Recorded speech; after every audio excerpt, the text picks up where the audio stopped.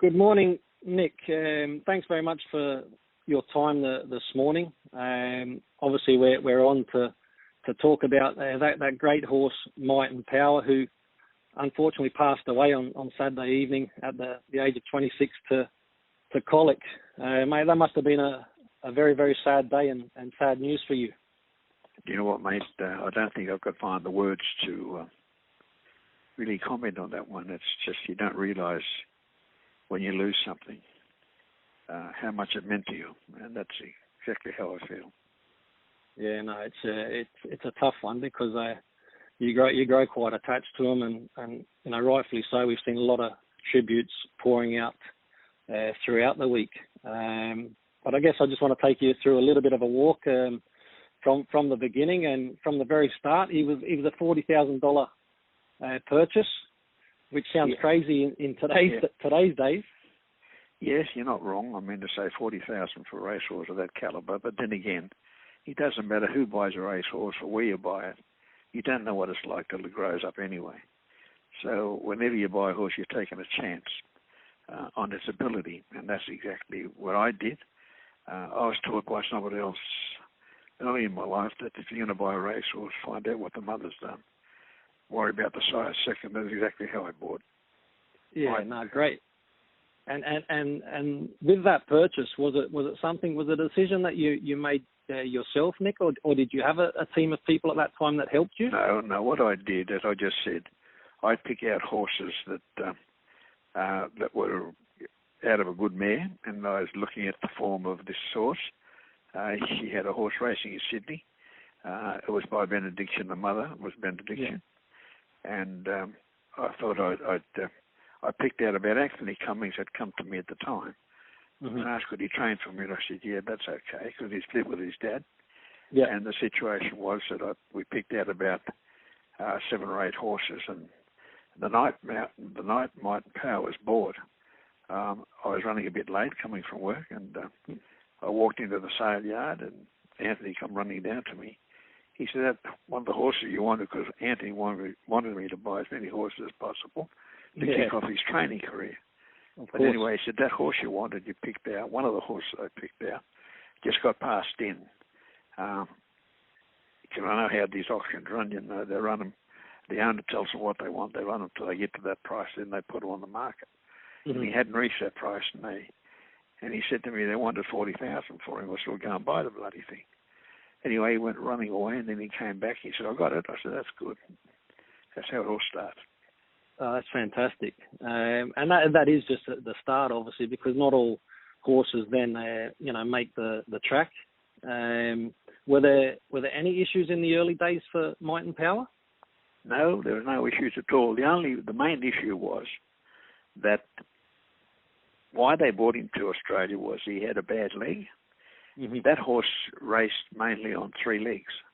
Yeah. And because he always had this crooked leg. And even Alan Denham, who trained the horse with his dad, Jack, said to me one day, he said, if you would have asked me to look at the horse before this, he says, I would have told you not to buy it because of his leg.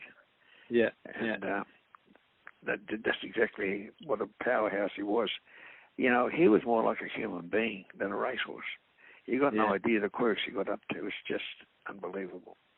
Yeah, no, that's like it says, they are at times can be exactly like humans, and all obviously with different natures and characteristics.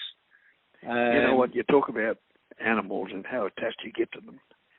I was born in Townsville, Queensland, right? Mm-hmm. And up there we had I had a German Shepherd. And my dad passed away. I was 5 years old, and Mum said, we're going to go on to Sydney. They were planning to come to Sydney, and she continued her way. Anyway, I brought that German Shepherd down to Sydney with us, and because I loved him so much. When I lost him, I never wanted to buy another dog. That's exactly how you test animals.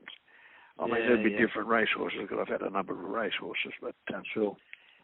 But there's only one Might and Power. Oh, that's for sure. And he won on his third start, I believe. He got his first win on his third start. And Craig, to be honest with you, I can't remember that. To be honest with you, there you go. But when he did win his first race, the race he won I was in Melbourne on business, and Yep. my son Stephen deputised for me. He went to the races. And even the way the horse won, even the announcer at the time, I was with a fellow called Frank Costa, who's very well known. He said, "Yeah, that was a good win. We heard it together." I said, "Yeah, it was a good win." And so it goes to show there's a bloke who didn't know anything about racehorses. Yeah. And said what a good win it was, you know what I mean? Yeah. So what was that? Was that the stage when obviously you maybe start to think that the horse obviously has ability? Well, look, funny thing, I was never in a position to judge horses, being a layperson, except trainers. But when Jimmy Cassidy, who was a great jockey, rode him in his first win, and then his second win at Canterbury over 1900 metres. Yep. When he came back, he said to me, "Nick, this horse is going to win the Caulfield Cup." And I looked at him and said, "You must be joking." And he was true to his word. He won the Caulfield Cup. Yeah, well, the Pumper is certainly one that's never short of any confidence and putting his neck on the line, is he? That's one great thing about him. He's a man full of confidence, yes. No, for sure. And obviously gets him into a bit of trouble now and again, but then again, that's life. Well, we've all found a little bit of trouble along the way at some stage. Yeah, you're not wrong. I try to stay out of it, actually. Yeah, good. So, but you mentioned that obviously it was Anthony Cummings at the beginning, and then you did change trainers and go with Jack Denham. That was in the early stages. Well, look, we had a couple of pretty bad disagreements on a couple of things, and I wasn't happy about it. I was at the football at the Sydney Cricket Ground, and Jack Denham was there. He was invited because he was a Canterbury follower, and I was watching the game. I was invited there by the board, and I met Jack Denham. And then when I had a blue with Anthony, I turned to Jack and said, "You want to train my horses?" He said, "Sure." So I gave him. That's when he got Might and Power. What a get that was. Yes, you're not wrong. Jack was a great trainer, a man of few words. Yeah. But a great racing trainer. Yeah. And look, obviously some horses can be very difficult to train. Did you get out and watch any of his training or his track work? How was Might and Power? No, I never did that. I've always been a believer. They can be fantastic training and things like that, but where it really means anything on the racetrack. And that's when I'd go and watch him. I know a lot of people go and watch their horses work and things like that. One of the reasons I didn't do that, because when you're running a business, it makes it very, very difficult to do that. Your time's taken up with running your business. But then I'd always go and watch him at in his races. You know what I mean? So and as you say, like I mean, from training, they're athletes, aren't they? But one thing about Might and Power is he certainly knew when it was race day, as you were saying there. Yeah. I had a phone call once from somebody on the ABC, and the guy said to me, he said, "What do you like best, Might and Power or your business?" And I just said to him straight, "Exactly what we're talking about now, Craig." I said, "There's no business, no racehorse." So that's the reason I had a racehorse, because I could afford to run it through a business.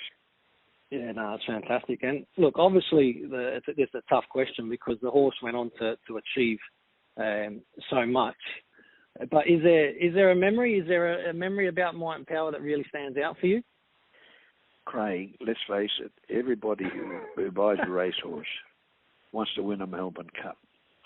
Yes. And I mean, so I never thought I was going to win a Melbourne Cup, but I did. And then not only did I win a Melbourne Cup, but he's the second horse in the history of racing that won the Melbourne Cup, Caulfield Cup and Cox Plate. Yeah. And the other horse, Rising Fast, not a great horse from New Zealand. But my guy did it on 3 legs, and that he hit a heart as big as Australia, put it that way. Yeah, no, that was actually a powerhouse. That was one of the questions, obviously, that I had a little bit later. But I mean, that record, that is an incredible one. Only one of 2 horses, as you mentioned, to win all those feature races, which is amazing. Yep. Unfortunately, there are times as well. Like, is there a kind of defeat for you that really stuck in your mind or stuck in your racing memory? Yeah, the only defeat that really upset me was when he hurt his leg in the race when he won the Queen Elizabeth Stakes. Jack Denham went down looking at his legs. I said, "Jack, what's wrong?" He said, "I don't know." Anyway, he came back and he said the horse is done his leg, the one that we worried about, he should probably won't race again. So I gave him the best attention for 12 months. The best vets looked at him and thought we had him right. And then when we raced him, we were on the dismal last, and I said, hey, I'm not going to let a horse of the calibre of Might and Power, be looked at like this to be running last in a race when he, and he was 50 to 1 or something like that, which was ridiculous. And when that happened and he got beaten, I retired him straight away. I didn't want to embarrass the horse, you know what I mean? No, that's right. And you always want to put the horse first. And look, I kind of had a pretty smart racehorse in Buffering. He was a great racehorse. Yeah, he was a brave one as well, a gelding, and kind of always put it on the line. But I remember in Queensland in particular, with the feature races up here and being his home state, a couple of times going to watch, and for whatever reason, whether it be he had an abscess at one stage that was drained on race day. We never really sort of like performed up here in Queensland. I remember actually once at my local pub, and I ran into Jimmy Cassidy, who was riding Sea Siren, and we were having a chat, and I thought, how's Buffering going to go against Sea Siren? And the pumper, as you know, his confidence, he says Sea Siren will be beating Buffering. So that was a bit of a sore one for me, because Sea Siren did go out and beat Buffering. Understood. But obviously, look, I mean, the issues that eventually Might and Power went on to get. I mean, he had to retire due to injury. That must have been a tough time as well. Look, you can't put into words. I mean, to say that people don't realise. That's why I had him looked after in his retirement for the rest of his life. I wanted to make sure that I gave back to him what he gave to me, and that's exactly what happened. He was at Living Legends in Melbourne, Victoria. Yep. And the situation is the amount of people used to go and see him. As a matter of fact, the amount of phone calls I've had since his passing has been unbelievable. In fact, I had a little bit of a turn on it when I start thinking about it. I got a bit crook with it. So it was just you miss him so much, because, as I said, he was like a human being. Big part of your life. Yes, most definitely. Big part of your life. And I mean, unfortunately, with injury, there's always then the question of how much more potentially the horse could have done. And well, you're reined a good racehorse. You're under a good racehorse, and you understand what it's like, the way they pound their legs, little legs. Yeah. It's just very unfortunate. And that's one thing they can't fix. So they break a leg, and that's what actually happened to Might and Power on Sunday night. That he, for his colleague, they operated on him, and he tried to get up, and his leg broke, and they had to put him away. It was just so sad. I'm glad I wasn't there to see it. Yeah, no, I bet. And look, I've kind of had the question as being a soccer player as well, which can be a difficult one in terms of different eras. Obviously in horse racing, different horses. The likes of your Maccabi Divas and Winks. Considering that it was 2015 in the Cox Plate before Winks actually broke the record of Might and Power, he could have competed surely with the best today. Look, I think Bart Cummings got it right, the late Bart Cummings, when he turned around and said, and it's so true, you cannot compare horses from different era, because you never know how the race would have been run or what they may have done. And I believe in that statement. Okay, Winks was actually a great racehorse. There's no risk about that. And I mean to say, but I just don't compare racehorses from different eras. I just accept what they do at the time of doing it. So that's exactly how I look at life. Yeah, I'm very much the same. It's very difficult because circumstances, environment, conditions, there's so many factors, and you really just have to deal with what any particular horse or sports person is doing at that particular time. Yeah. Look, I've been watching a lot of TV from the point of view, Might and Power. They put a lot of races on, on so many stations. But I can tell you now, every time the way you won these races, the hair was down on your head. It's just unbelievable. You can't believe that a horse that was such a powerhouse could do what he did. And he'd lead all the way. He never wanted to be back in the field. He always wanted to be out in front. And when he won the Queen Elizabeth here in Sydney by 10.5 lengths, by God. Yeah. And he raced about 4 or 5 Group 1ers in the same race. It was just unbelievable, actually. Yeah, well, that was obviously very impressive. Also, what was it, 7.5 lengths in the Caulfield Cup as well? And never seen before. Oh. I was at that Caulfield, and my whole family was with me, of course. Anyway, when he took him to the front, I just said, Jimmy, what the hell are you doing? I used some adjectives, of course, I can't repeat on radio. Sure. But I said, what the hell are you doing? And I sat down and I said, bugger it, I'm just going to... Because I knew they'd come from behind. It's the hardest race in Australia to win the 2,400 metres of Caulfield, you know. Anyway, when they come into the straight, everyone started screaming, and I said to my partner, Judy, at the time, I said, where are they coming from now? She said, he's just kicked 6.5 lengths clear and won the race by 7. Then I did jump up, and I couldn't believe what I saw. Oh, it was incredible. I mean, he had a couple, saying stoushes or battles, but that wasn't really a battle because he just dictated and dominated from the front. And Doremus, who I think won the Melbourne Cup in 1995, who I actually had a good plunge on. I was in Scotland at the time and got a tip for Doremus. But the great might and power sort of like put Doremus to the sword a few times. Yeah, they did. Yeah, they had a lot of contests against each other. That's right.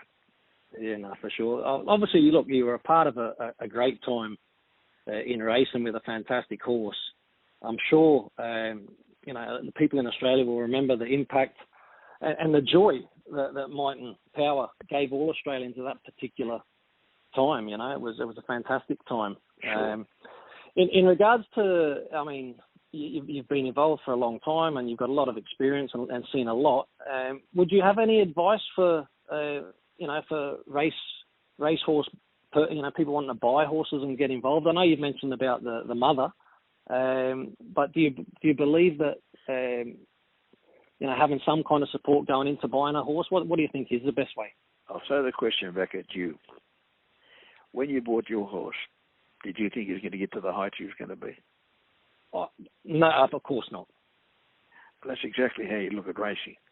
You know, they're born, they grow, and they're either going to be a champion, somebody above there like me, and I've had some very good racehorses, and I can't complain about that. So, no, I could never ever predict what a horse's future is going to be, and I don't think anybody can.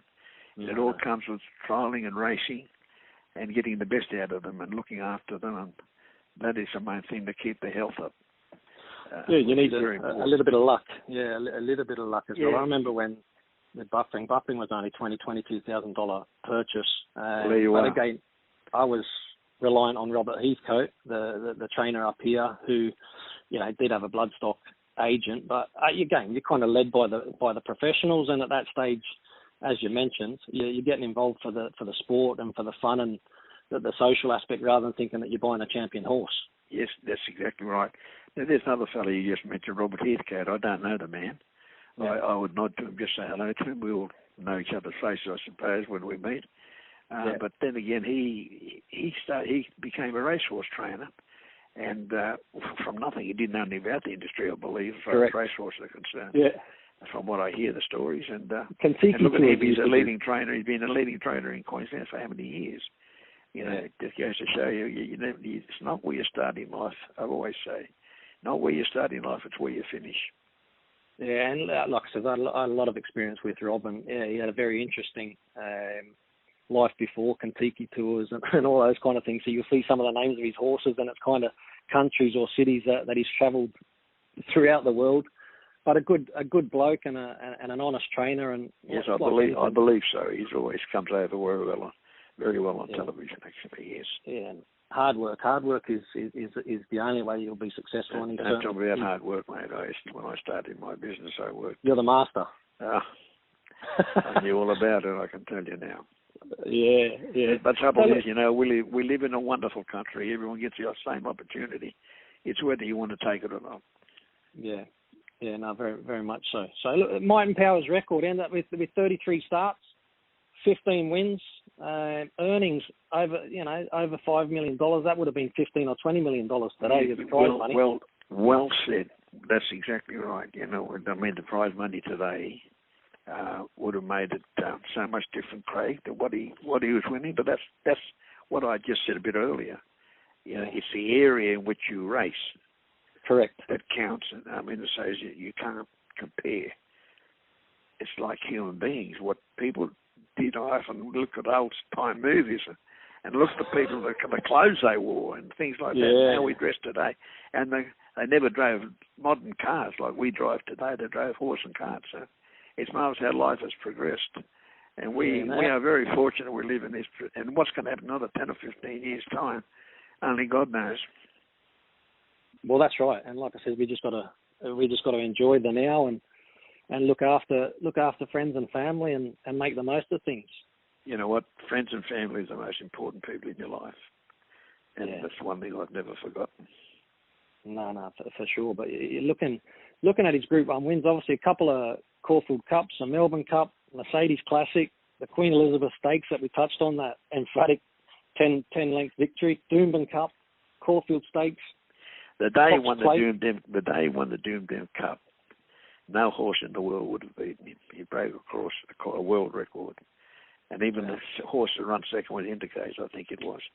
He even broke the record, just goes to show what sort of race Might and Power won. When he won the Hollindale Cup as well in the Gold Coast when I went up there, he won those two races. And you want to see some of the letters I got from people, even people that were sick with cancer and things like that. Wow. It gave them a kick on in life. And it's just unbelievable. And even one woman from Queensland sent me $5 in an envelope to take a photo of Might and Power and send it back to her if I would. And I did do that plus the $5. I sent it back. Oh, good man. And also went on to receive obviously many honours and Horses of the Years, but also inducted into the Australian and New Zealand Hall of Fames as well. I don't know if you know this, Craig, but he won the Horse of the Year. He was the first horse to win it twice in succession. So when he won the Horse of the Year, the one of the year later, he was the first horse in the history of racing. He's been the first in many avenues. Yeah, no, it's fantastic. So what are you doing with yourself today, Nick? What does Nick Moraitis do today? Are you still heavily involved in your business? Have you scaled back from obviously all the horse racing stuff? Well, yeah, I'm very fortunate. You know, I've got my sons there run a pretty big providoring business called Morco, and my grandsons are managing Primo Moraitis, which does all prepared foods for Woolies and Coles and places like that. And I'm very proud of those businesses because they're original, and you know, we run them very well, and they do a fantastic job.